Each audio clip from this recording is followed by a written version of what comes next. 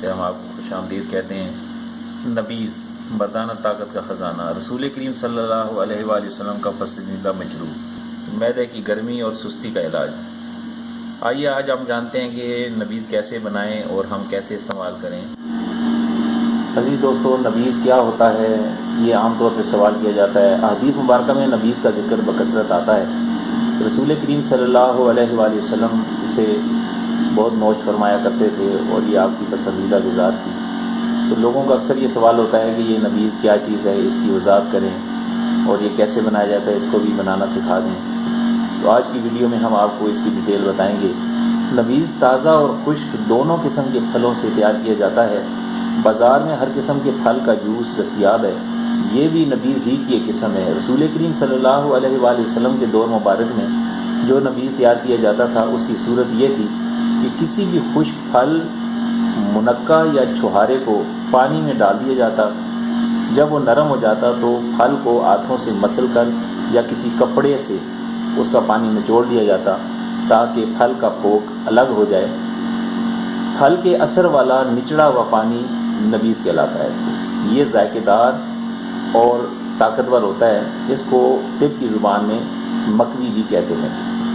اس کو نوش کرنے میں کوئی حرج نہیں ہے، لیکن شرط یہ ہے کہ اس میں نشہ پیدا نہ ہو۔ اس کی علامت یہ ہے کہ اس میں جھاگ پیدا ہو جائے یا ذائقے میں ترشی محسوس ہونے لگے، تو ایسے حالات میں اسے پینا مناسب نہیں ہے یا جائز نہیں ہے۔ درست حالت میں جو نبیذ ہوتا ہے اسے گرمیوں میں 1 دن اور سردیوں میں 3 دن تک پینے کی اجازت ہے، کیونکہ زیادہ دیر تک پڑا رہنے کی وجہ سے اس میں نشہ آنے کا اندیشہ ہے۔ چنانچہ حضرت عائشہ صدیقہ رضی اللہ تعالیٰ عنہ ام المومنین بیان فرماتی ہیں کہ ہر مشروب پیا جا سکتا ہے مگر وہ نشہ آور نہ ہو۔ نسائی شریف کی حدیث مبارک ہے۔ بلکہ حضرت ابن عباس رضی اللہ تعالیٰ عنہ سے ایک آدمی نے پوچھا کہ حضرت آپ یہ فرمائیں کہ میں میٹھا نبیذ نوش کرتا ہوں تو پینے کے بعد میرے پیٹ میں گڑ گڑ ہوتی ہے، تو مجھے کیا کرنا چاہیے؟ تو حضرت ابن عباس رضی اللہ تعالیٰ عنہ نے فرمایا کہ ایسی نبیذ مت پیا کرو اگرچہ وہ شہد سے زیادہ میٹھی ہو۔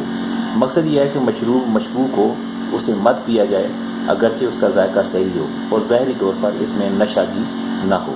ہاں، اگر نبیذ میں ترشی پیدا ہو رہی ہو تو اگر اس میں مزید پانی ملا کر اسے ختم کیا جا سکتا ہو تو اسے نوش کرنے کی اجازت ہے، لیکن بہت زیادہ ترش ہو جانے یا نشاور ہونے کی صورت میں اسے نہیں پیا جا سکتا۔ نبیذ کی تعریف عربی زبان میں کچھ اس طرح سے ہے۔ نبیذ فعیلن کے وزن پر ہے اور منبوذن کے معنی میں ہے، یعنی کسی چیز کو کسی دوسری چیز میں ڈالنا۔ اصطلاحاً ہوا ما من تمر والزبیب والعسل من غیر غلیان واشتداد، یعنی نبیذ اسے کہتے ہیں جو کھجور، کشمش اور شہد وغیرہ سے بنائی جائے، بشرطے کہ اس میں جوش اور اشتداد پیدا نہ ہو۔ یعنی پانی میں کوئی بھی چیز ڈال دی جائے، جب وہ گل جائے اس کی شیرینی پانی میں آ جائے مگر اس میں ابھی نشہ نہ پیدا ہوا ہو تو وہ نبیذ کہلاتی ہے۔ نبیذ کا حکم شرعاً کیا ہے کہ نبیذ کا پینا بالاتفاق حلال ہے، بشرطے کہ اس میں جوش اور اشتداد نہ ہو اور حد اسکار یعنی نشے کی حد تک نہ پہنچی ہو۔ نبی کریم صلی اللہ علیہ وآلہ وسلم کے عہد مبارک میں کھجور، منقع، انجیر، شہد وغیرہ کی نبیذ بنتی تھی اور ان کو نبی کریم صلی اللہ علیہ وآلہ وسلم اور صحابہ کرام استعمال کیا کرتے تھے۔ اس حدیث میں حکم شرعی کا بیان ہے، مائیت خمر کا نہیں، یعنی یہ بتایا گیا کہ جس طرح انگور سے بننے والی خمر یعنی شراب حرام ہے، اسی طرح کھجور سے بننے والی شراب جو مسکر ہو گئی ہو یعنی کھٹی ہو گئی ہو یا جس میں جھاگ آ گئی ہو، اگرچہ شراب تو نہیں لیکن اس کا پینا بھی شراب کی طرح حرام ہے۔ حدیث مبارک میں ایک لفظ کا استعمال آیا ہے، ہاتین شجرتین سے مراد تسنیہ نہیں بلکہ واحد، یعنی صرف عنب مراد ہے، جیسا کہ قرآن مجید میں یا معشر الجن والانس الم یاتکم رسل منکم یا او یخرج منہم اللؤلؤ والمرجان، یہ میں بھی تسنیہ بول کر واحد مراد لیا گیا ہے۔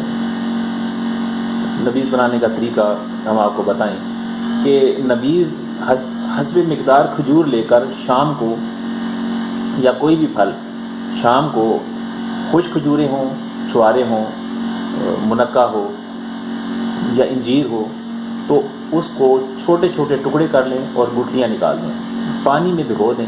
یعنی اگر کھجور 1 پاؤ ہو تو اس میں پانی 2 کلو ہو. صبح اٹھ کر کھجور کو ہاتھ سے ملیں، ملتے ملتے تمام کھجور اور اس کے ریشے پانی میں حل ہو جائیں گے. جی چائے چھان لیں اور نوش جان کریں، ورنہ بغیر چھانے بھی استعمال کر سکتے ہیں. اگر کھجور تازہ ہوں تو انہیں مت توڑیں اور ثابت ہی بھگو دیں. صبح اٹھ کر مل چھان کر یا مل کر گٹھلیاں نکال دیں اور نوش کریں. چاہیں تو کھجور کی شربت میں دودھ بھی ملا سکتے ہیں. اس طرح اس کی فضیلت اور بھی بڑھ جائے گی اور جنت کے 2 میووں یعنی دودھ اور کھجور اکٹھے ہو جائیں گے.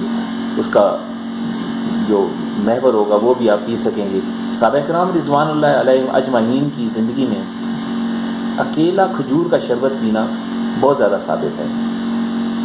مغل بادشاہ شہنشاہ اورنگزیب عالمگیر رحمۃ اللہ علیہ صبح ناشتے میں نبیذ کا استعمال کرتے تھے.